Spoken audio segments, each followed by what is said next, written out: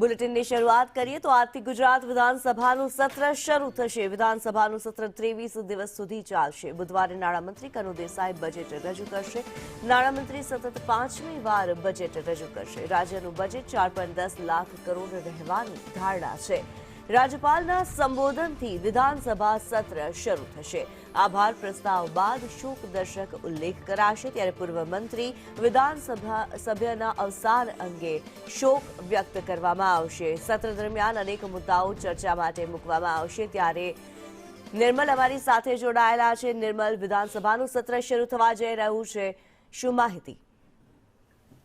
જો આ વખતનું જે બજેટ છે એ ઐતિહાસિક બજેટ રજૂ થઈ શકે તે પ્રકારની સંભાવના છે।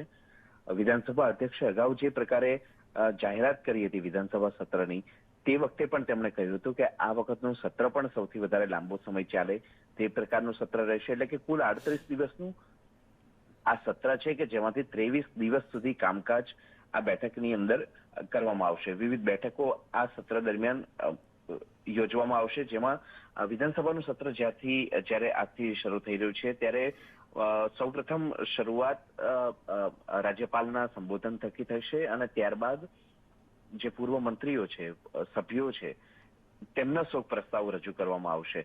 બુધવારે નાણામંત્રી કનુ દેસાઈ બજેટ રજૂ કરશે। આ વખતનું બજેટ લગભગ 4 લાખ કરોડથી 4.10 લાખ કરોડ આસપાસ રહેવાની ધારણા કરવામાં આવી રહી છે।